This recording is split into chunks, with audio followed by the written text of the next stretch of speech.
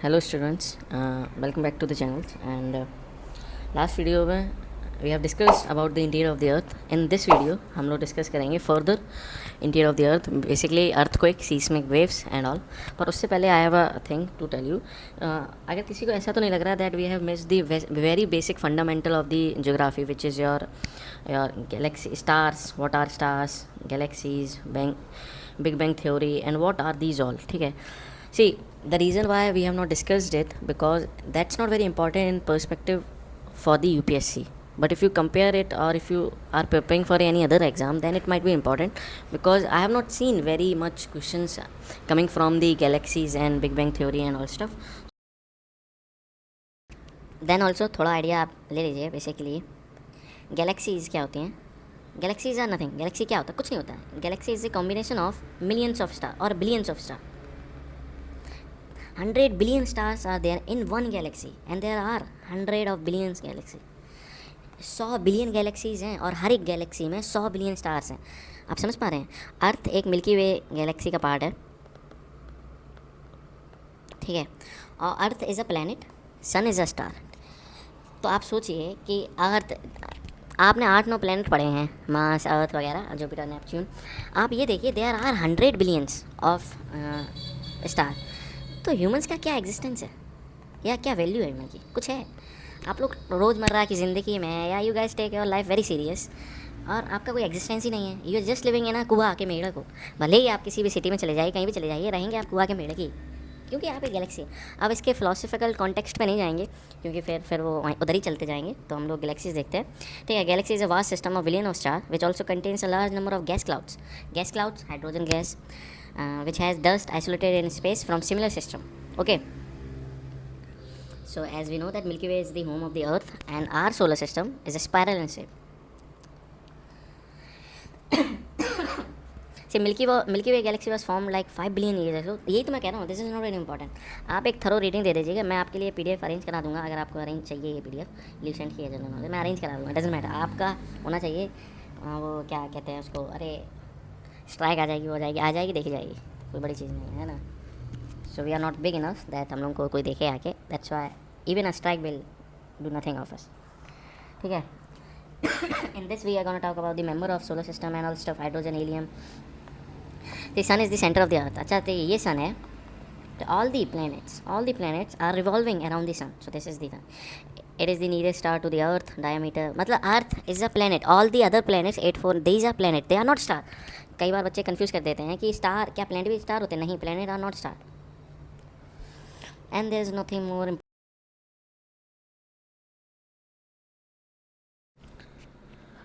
तो last video में भी मैंने आपको बताया था कि हम लोग अर्थ के अंदर ज़्यादा माइंड नहीं कर पाए. Maximum we has gone till 12 kilometre, ठीक है. तो आर्टिक ओशियन में हम लोग 12 किलोमीटर तक ही अर्थ के अंदर ऐसे घुस पाए हैं. अब आप समझिए कि अर्थ के जो ये है टोटल रेडियस का डेप्थ है, मतलब यहाँ तक जो डेप्थ है रेडियस का, is equals to 6371 kilometre, 6000 kilometre. आज हम लोग कर कितना पाए हैं? 12 किलोमीटर. तो आप देखिए ह्यूमंस को कितना अंदर जाना है. तो हम लोग को पता कैसे चला है कि व्हाट इज़ इनसाइड द अर्थ? ये अर्थ के अंदर है क्या? ये अर्थ है, समझ रहे हो ना? अर्थ के अंदर है क्या? अर्थ, एक सेकेंड दीजिए, ये लीजिए, ये है जो अर्थ. इसके अंदर हम लोग को पता कैसे चला है कि ये क्या है इसके अंदर? बताइए. ये तो बाहर का आउटर है, पर जो यहाँ पे ये पता चला upper mantle, lower mantle, outer core, inner core and all stuff. तो ये हम लोग को पता चला है due to the activities inside the earth. और उन एक्टिविटीज़ को वेव्स फॉर्म में आती हैं. उन वेव्स को कहते हैं हम लोग सीस्मिक वेव्स. क्या कहते हैं? सीस्मिक वेव्स नाम है, याद रखिएगा. इसमें हम लोग को क्या सीस्मिक वेव एक वे है जिससे हम लोग को अर्थ का इंटीरियर पता चलता है? सिर्फ नहीं, जैसे मीटेरियोट्स हैं उससे भी पता चलता है, हीट फ्लो है, अर्थ रोटेशन है, वॉल्केनिक एरप्शंस हैं, उसके बारे में भी पता चलता है. तो सीस्मिक वेव्स के बेसिकली क्या बताते हैं? Tells about earthquake. अर्थक्वेक क्या है? आप लोग ज़मीन हिलना अर्थक्वेक मानते हो क्या? अगर आपसे कोई पूछ ले कि what is earthquake, then what you gonna tell? Earthquake कुछ नहीं है. पता अर्थक्वेक क्या है? देखो ये मैंने यहाँ लिख रखा है. Earthquake is sudden release of energy. Sudden release of energy. अब आप देखिए, सो बेसिकली एक फिनोमेना होता है ट्रांसफॉर्म प्लेट बाउंड्री. ये प्लेट मान लीजिए अर्थ की, continental plate, oceanic plate, doesn't matter, ये प्लेट्स हैं. बेसिकली ये दोनों आपस में टकरा जाएं या आपस में रिफ्ट कर जाएं, सरक जाएं. जानते हो? छोड़ो. ठीक है, रिफ्ट कर जाएँ, सरक जाएँ, तो उससे क्या होता है, सडन रिलीज ऑफ एनर्जी होता है। एक सेकंड में सडन रिलीज ऑफ एनर्जी होता है। आप खुद देखिए ना, टेक योर बोथ पाम, आप अपने बोथ पाम्स को आप रब करिए with each other and you will see there is a release of energy which is your heat. तो आपके पाम जो है वो गर्म होने लगेंगे, this is the release of heat. वैसे ही सडन रिलीज ऑफ एनर्जी होती है because of the sudden earthquake. Basically tectonic plate का मूवमेंट, एनी वॉल्केनिक एक्टिविटी या फॉल्ट मूवमेंट समझते हैं कि कोई पहाड़ है या जो भी है वो फॉल्ट क्रैक आ जाए या कुछ भी आ जाए, ठीक है, तो ये स्टार्ट होता है इनसाइड द अर्थ। यहाँ पे देखिए मैंने क्या लग रखा है, 2 huge rocks pressing each other. देखिए 2 रॉक हैं, ऐसे मान लीजिए, दोनों आमने सामने फोर्स इंसर्ट कर रही हैं। आप बताइए क्या ये एक दूसरे में घुस जाएंगे? नहीं होगा। क्या ज़्यादा से ज़्यादा ये बहुत ज़्यादा प्रेशर जब देंगे, ये इनका कुछ हिस्सा ऐसे सेडिमेंट्स में टूट जाएगा, है ना। जैसे ही टूटेगा ये पत्थर, तो सडन रिलीज ऑफ एनर्जी होगी। वो रिलीज ऑफ एनर्जी को हम लोग कहाँ रह रहे हैं, हम लोग ये अर्थ है इसके यहाँ रह रहे हैं, देखो ये अर्थ है, हम लोग इसके यहाँ रह रहे हैं, तो ये यहाँ कुछ एक्टिविटी होगी तो यहाँ पे मूवमेंट देखने को मिलेगा, यहाँ पे असर मिलेगा ऑब्वियस। ठीक है, आपके एक गाल पे चांटा मारो कोई तेज, बहुत तेज मारे, तो आपका जो दूसरा गाल है ना उस पर झंझनाहट आएगी, है ना, तो वही सीन है। ठीक है, चलिए अब हम लोग थोड़ा अर्थक्वेक के बारे में पता चलते हैं। पहले अर्थक्वेक के बाद देख लेते हैं, फिर P waves and S waves पे आएंगे। हाँ ठीक है, चलो। अर्थ के अंदर कोई भी एक्टिविटी हो, कुछ भी हो, अब देखना है ना, आप देखना, आप समझने वाली चीज़ है। अरे ये अब देखना है ना, ये अर्थ का इंटीरियर मान लीजिए, ठीक है, अंदर मतलब इंटीरियर है। यहाँ पे कोई प्लेट टेक्टोनिक थ्योरी की वजह से, कोई भी प्लेट टेक्टोनिक की वजह से, मूवमेंट की वजह से या कुछ भी मान लीजिए, क्योंकि एक प्लेट तो होती नहीं, बहुत सारी प्लेट्स होती हैं, तो किसी भी प्लेट की वजह से, मूवमेंट की वजह से sudden of release of energy हुई। तो जहाँ पे sudden of release of energy हुई, मतलब जहाँ पे यहाँ अर्थ के इंटीरियर में जहाँ एनर्जी रिलीज़ हुई है, उसको कहते हैं, क्या कहते हैं बताइए, आपको पता नहीं होगा, उसको कहते हैं फोकस। याद रखना, दूसरा नाम उसका है हाइपोसेंटर। एक नाम है फोकस, एक नाम है। ये कहाँ की बात हो रही है, ये याद रखिएगा, इंटीरियर की बात हो रही है। और जहाँ ये वेव्स, अब ये वेव्स के फॉर्म में निकलेगा, वेव्स के फॉर्म में निकला कैसे भी, जिस मूवमेंट पे ये अर्थ पे यहाँ स्ट्राइक करेगा, अर्थ की क्रस्ट पे स्ट्राइक करेगा, ये देखिए अर्थ की क्रस्ट पे यहाँ स्ट्राइक करेगा, ठीक है, ये वेव्स है, इसको कहते हैं हम लोग एपिसेंटर। अब ये एज एन अर्थ का क्रस्ट आपको फ्लैट दिख रहा है, पर यही आप समझ लीजिए गोल है। तो होगा क्या, जैसे कोई एक्टिविटी हुई तो यहाँ पे रिलीज़ हुई, तो ये एपिसेंटर है, यहाँ पे रिलीज़ हुई एपिसेंटर है, यहाँ पे रिलीज़ हुई एपिसेंटर, ये यहाँ से खुली, यहाँ से निकला फोकस, दिस इज फोकस, कहीं से भी यहाँ निकला फोकस, ये है, समझ में आया, ये समझ में आया। बस एक चीज़ याद रखें ना कि epicentre is not a place from where earthquake originate, from which place earthquake originate is your focus hypocentre, बस। And I have told you the reason why earthquake happens. Basically क्या होता है, अर्थक्वेक क्यों होता है, बेसिकली या तो compression, यहाँ देखो, ये देखो कंप्रेशन है, ये इधर से मूव कर रहा है, ये इधर से मूव कर रहा है, ये कंप्रेशन है, ठीक है। कंप्रेशन होगा, क्या डेवलप होगी, टेंशन डेवलप होगी, टेंशन डेवलप होगी, स्ट्रेस होगी, और स्ट्रेस होगा क्या होगा, ब्रेक होगा, ब्रेक होगा तो क्या होगा, sudden release of energy, sudden energy, sudden, समझे, मतलब फोर्सफुली कंप्रेशन होगा, क्या होगा, फोर्स एक्सर्ट करोगे, किसी चीज़ पे एक्सर्ट करोगे, कंप्रेशन होगा, स्ट्रेस बढ़ेगा, स्ट्रेस बढ़ेगा, टेंशन बढ़ेगी, टेंशन बढ़ेगा, स्ट्रेस बढ़ेगा, ब्रेक होगा, टूटेगा, अलग होगा, ड्रिफ्ट करेगा, फ्रिक्शन क्रिएट होगा, सडन रिलीज ऑफ एनर्जी होगी, बेसिक। मतलब एक लिमिट होती है ना स्ट्रेस की भी, आपकी भी एक लिमिट है, आपकी भी एक लिमिट होती है ना कि आप इतना पढ़ सकते हैं ना डे, आपकी भी एक लिमिट है कि आप अपने पिताजी से इतना पिट सकते हैं ना डे, तो वैसे उसकी भी लिमिट। और ये जो वेव्स होते हैं, जैसे ये फोकस से निकला, क्या निकला फोकस से, हमको कैसे पता क्या निकला, तो फोकस से जो भी एकदम ऐसे मीडियम से निकल आ रहा है उसको हम लोग कहते हैं सीस्मिक वेव। अब जो सीस्मिक वेव्स होती हैं वो 2 प्रकार की होती हैं, अब इसको मैं अरेज कर देता हूँ, please make your own notes and again I am gonna say it that आपको बुक रीड करनी पड़ेगी, नॉट बिकॉज की कंसेप्चुअल क्लियरिटी नहीं हो, वो मैं आपको दे रहा हूँ, पर बुक आपको रीड करोगे बिकॉज योर ओन डेवलपमेंट। आप बुक रीडिंग करेंगे, आपकी इंग्लिश इंप्रूव होगी, आपकी सब इंप्रूव होगी, आपकी रीडिंग कैपेबिलिटीज़ इंप्रूव होंगी, ठीक है। तो आपको वो रीडिंग करनी है, और छोटे छोटे जैसे पॉइंट होते हैं वो छूट जाते हैं कभी कभी, तो वो आपको पता चलेगा, है ना। तो एनसीईआरटीज़ में ऐसा फ्लो में दिया रहता है, तो पढ़ लेना, है ना। एक बार तो रीडिंग आपको ज़रूर देनी चाहिए क्लास 11th की, एक सेकेंड, क्लास 7th की एनसीईआरटीज़ को, फिजिकल ज्योग्राफी, उसके बाद आप जीसी लियो, सविंदर सिंह वगैरह पे जाइए, दैट्स अ डिफरेंट थिंग। तो आ जाइए, what are seismic waves, seismic waves क्या होती हैं, अर्थक्वेक वेव्स, हाँ ठीक है। सीस्मिक वेव एक, आप ये समझिए कि एक मीडियम है, इसके 2 बाइफरकेशन, बॉडी वेव्स, अब इनके नाम से आपको समझ जाना चाहिए कि एंड यस अब इनको आपको नाम से समझ जाना चाहिए कि क्या है। सरफेस वेव, सरफेस क्या होता है? ज़मीन। ज़मीन कहाँ होती है? आप जिस पे खड़े हो। तो सरफेस वेव्स आपको कहाँ देखने को मिलेंगी? आप जहाँ खड़े हो, मतलब क्रस्ट पे देखने को मिलेंगी, सरफेस पे देखने को मिलेंगी। बॉडी वेव्स आपके अंदर, बॉडी मतलब अंदर। तो अर्थ के लिए बॉडी क्या है? उसका इंटीरियर। तो ये बॉडी वेव्स कहाँ देखने को मिलेंगी? अर्थ के अंदर। अब बॉडी वेव्स का भी फर्दर बाइफर्केशन है, P waves and S waves. What are your P waves? As name says, primary waves. This is your secondary waves. Primary मतलब क्या होता है? पहले। सेकेंडरी मतलब क्या? बाद में। तो प्राइमरी पहले आएगी, तो ये पहले आती हैं, फास्ट होती हैं, मतलब ये पहले पहुँचे, फास्ट हैं। लेस डिस्ट्रक्टिव मतलब ये इनका इम्पैक्ट बहुत नहीं होता है, बहुत नहीं, हाँ, हार्मफुल नहीं होती। एस वेव्स स्लो जाती हैं, हाई डिस्ट्रक्टिव, ये नुकसान ज़्यादा करती हैं। पर आप बताइए, बॉडी वेव्स में से और सरफेस वेव्स में से कौन सबसे ज़्यादा नुकसान करती होगी? आपके अंदर, अर्थ के अंदर वाली चीज़ आपको ज़्यादा इम्पैक्ट करेगी या बाहर वाली चीज़? ऑब्वियसली चीज़ है सरफेस वेव, क्योंकि अंदर कुछ भी मूवमेंट हो उससे वेव्स का हमसे कोई मतलब नहीं। वो रॉक समझे, रॉक है ना इनसाइड, तो रॉक समझे। पर हम लोगों को जो इम्पैक्ट करेंगे वो क्या करेंगे? वो सरफेस वेव्स करेंगे भाई, तगड़े में करेंगे, है ना। सरफेस वेव्स का भी फर्दर बाइफर्केशन है, पर एनसीईआरटी में दिया गया है, but not in very much detail. ये कहते हैं love waves. Okay, love waves, क्योंकि ये लव हमेशा डिस्ट्रक्टिव होता है, तो सरफेस वेव्स पर जब लव वेव्स आएंगी तो वो भी हमेशा डिस्ट्रक्टिव होगा। जैसे नाम वैसे काम। अरे एक सेकेंड, ये है आपकी रेलिंग वेव्स। इसका क्या प्रोनाउंस करते हैं भाई? आप बताइए, क्या क्या प्रोनाउंस करते हैं? आपको समझ में आई? समझ में आई? Primary first is P waves, जो बॉडी वेव्स क्या है, मतलब इनसाइड है। कहाँ है आप बताओ, कहाँ है? अर्थ के इंटीरियर में। एस वेव्स डिस्ट्रक्टिव कौन होती होंगी बॉडी वेव्स में? सेकेंडरी वेव्स, ठीक है। सरफेस वेव में लव वेव्स और रेलिंग वेव्स, ठीक है। कौन सी, ठीक है। अब ये वेव्स आई हैं अर्थ के इस हिस्से में, देखो अर्थ के इस हिस्से में आई है, यहाँ एपी सेंटर होगा कहीं पे भी। तो ये हम लोग मेजर किससे करते हैं? एक इसके लिए हम लोग यूज़ करते हैं मशीन, क्या कह लो, या टेक्नोलॉजी, जिसको सीस्मोग्राफ कहते हैं, डिवाइस होता है ये।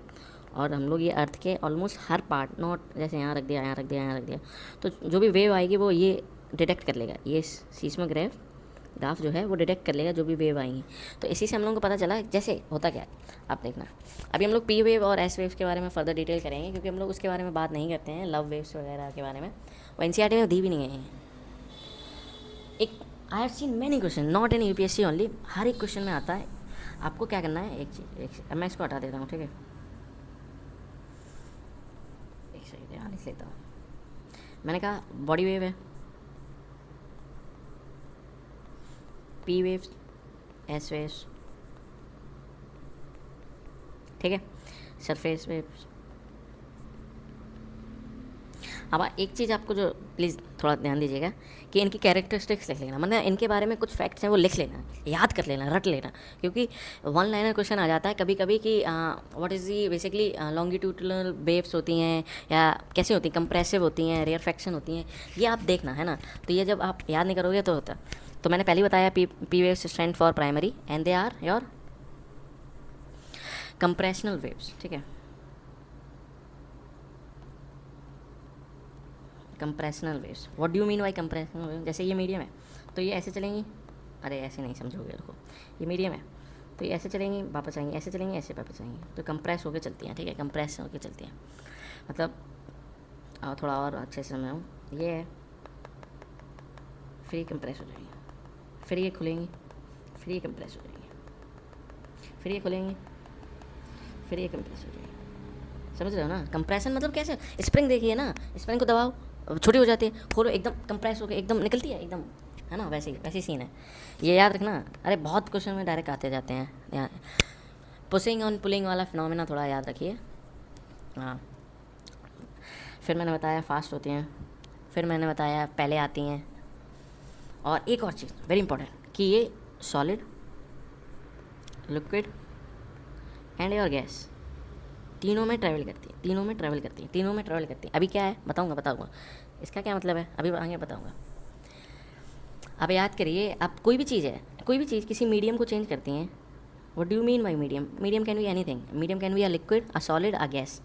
मीडियम क्या होता है? जिस मतलब उसका पाथवे मीडियम है, तो अगर कोई रे है या कुछ भी होता है, जब भी कोई मीडियम चेंज करती है तो हमेशा उसमें रिफ्रैक्शन, उसका डायरेक्शन चेंज, उसकी रिजिडिटी, उसकी कंप्रेसिबिलिटी, वो सब अफेक्ट करती है ना। ये तो हम लोग ने 9th के किसी फिजिक्स में पढ़ा था, है ना। तो ठीक है, तो ये है। एंड या सेकेंडरी वेव्स नेम है S waves secondary wave, they are your perpendicular. Perpendicular का भी मतलब समझाना पड़ेगा क्या? आई होप ये तो पता हो। नहीं पता है तो मैं किस लिए हूँ? मैं इसीलिए हूँ भाई, ये समझाने के लिए। मैं समझाने के लिए तो हूँ जी, इसलिए। ये समझ में आया? नहीं आया कोई दिक्कत नहीं, दूसरा तरीका समझाता हूँ, दूसरा समझाता हूँ। ये समझ में आया? इसमें कंप्रेशन नहीं हो रहा है, ध्यान रखिएगा, कंप्रेशन नहीं हो रहा, वरना आप ऐसे समझो ये कंप्रेशन हो रहा है। नहीं नहीं नहीं बाबूजी, कंप्रेशन वगैरह नहीं हो रहा। बेसिकली ये ऊपर जाती हैं लॉन्गिट्यूडनल, परपेंडिकुलरली, ऐसे जाती हैं, ऐसे जाती हैं, ऐसे जाती हैं, ऐसे जाती हैं। आई होप समझ में आ गया।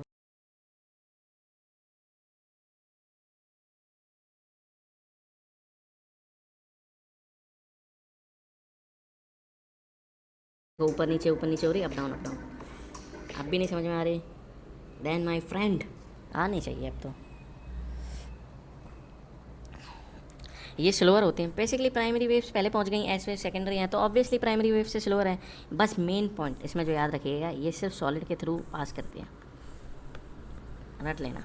मतलब जैसे 2-3 मीडियम है, सॉलिड, लिक्विड, जो पी वेव्स होगी वो इसमें जाएगी, रिफ्लेक्स करेगी, इसमें जाएगी इधर। अरे यार क्या कर दिया, देखो पी वेव्स होगी जो, और फिर इसमें जाएगी, थोड़े चेंज डायरेक्शन करेगी, इधर जाएगी, फिर इधर चेंज करेगी, फिर इधर जाएगी, फिर इधर चेंज करेगी, फिर मतलब ये लिक्विड और अरे सॉलिड और लिक्विड में दोनों में पास हो रही है ना, हो रही है ना, बस थोड़ा डायरेक्शन अपना इम्पैक्ट वगैरह कम कर रही है। एस वेव्स क्या है, अगर आपका यहाँ लिक्विड होगा ना, ये पास नहीं करेगी, समझिए, इससे ज़्यादा नहीं दिमाग देना है इसमें।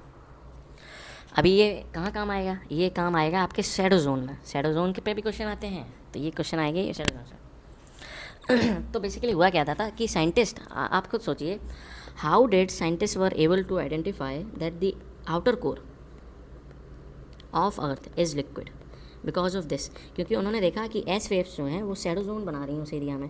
मतलब एस वेव्स सॉलिड के ही थ्रू है पास करती हैं, और गैसीयस और लिक्विड के थ्रू नहीं करते। पता चला या तो ये गैस है या लिक्विड है, फिर गैस हो नहीं सकता because of immense pressure and all, तो ये लिक्विड है। This is the basic idea, this is the basic idea. Shadow zone, what is shadow zone? आइए आप आते हैं इस पर। पहले आप पी वेव्स का देख लिए, थोड़ा इजी होगा समझ में। मैंने कहा पी वेव्स कैसे निकलती हैं, सॉलिड से भी निकल जाती हैं, लिक्विड से भी निकल जाती हैं, और गैस से भी निकल जाती हैं, ठीक है। तो देखिए ये वेव्स हैं, ये क्या है, ये पॉइंट क्या है, ये बताइए आप, ये पॉइंट क्या है, जल्दी से बताइए कमेंट में, याद होगा। एक और नाम है इसका, वो भी बता दीजिए। ये यहाँ पे क्या पॉइंट है, इसका भी नाम बता दीजिए, ठीक है। ये वेव्स निकली, अब देखो यहाँ सीस्मोग्राफ होंगे, यहाँ सीस्मोग्राफ होंगे, यहाँ यहाँ यहाँ यहाँ रखे होंगे। अब ये सीस्मोग्राफ डिटेक्ट करेंगे वेव्स को, तो यहाँ पे आई पी वेव्स, ठीक है ठीक है। थोड़ा मीडियम देखो, डायरेक्शन चेंज हो सकती है because of the density inside the earth and all. आप देखिए ऐसा तो है नहीं कि वैक्यूम है तो सीधी रे निकल रही है, सीधी पास कर जा रही है अर्थ के, ऐसी सीधी निकल जा रही है, ऐसा तो है नहीं। Because of the material and all substances they deflect, तो वो डिफ्लेक्ट करी। अब देखिए जैसे जैसे वो आउटर कोर है, अरे मैं last video I have explain why is earth interiors outer core is liquid, because क्योंकि वहाँ पे जो मिनरल्स पाए जाते हैं, फिर बता रहा हूँ, वहाँ पे जो मिनरल्स पाए जाते हैं, निकल और आयरन, उनका मेल्टिंग पॉइंट लो होता है, तो बिकॉज दे मेल्ट कर जाती हैं, वो मेल्ट कर जाती हैं। पर आप कहोगे कि वहाँ पे तो प्रेशर भी होता ना सर, प्रेशर कैसे मेल्ट करने देता है? प्रेशर करने देता है, क्योंकि जब हीट ज़्यादा हो तो प्रेशर भी कुछ नहीं कर पाएगा। वैसी चीज़ होती है, आप इतना पढ़ जाओ कि आपके क्वेश्चन पेपर में कोई भी आंसर क्वेश्चन आए आप उसको कर जाओ, डजेंट मैटर कि हार्ड पेपर आया सिंपल पेपर आया, this is for people who have not studies. जब आपके सर्वाइवल पे क्वेश्चन आ जाएगा ना, आप कर जाओगे भाई, बिलीव में, ठीक है। तो कहाँ थे, एकदम एकदम फिलोसफिकली मैं वहाँ चला जाता हूँ, नहीं?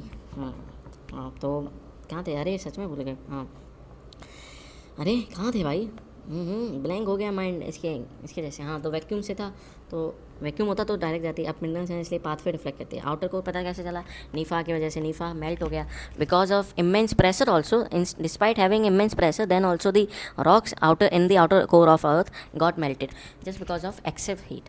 पर आप कहेंगे इनर कोर में क्यों नहीं है फिर वो लिक्विड? क्योंकि यार वहाँ पे जो प्रेशर था उसने कहा बेटे हीट अब नहीं काम चलेगा तुम्हारा, अब मेरा ही बल्ब बोल वाला है, तो इसलिए वो हो गए। अब देखिए ये रे जो आई यहाँ पे रिफ्लेक्ट करी because of the change of the medium, ठीक ठीक ठीक, यहाँ पे फिर चेंज हुआ, फिर यहाँ पे। अब आप देखिए बिकॉज ऑफ द डिफ्लेक्ट ये पी वेव यहाँ पे नहीं पहुँची, तो दिस इज और पी वेव शैडो जोन।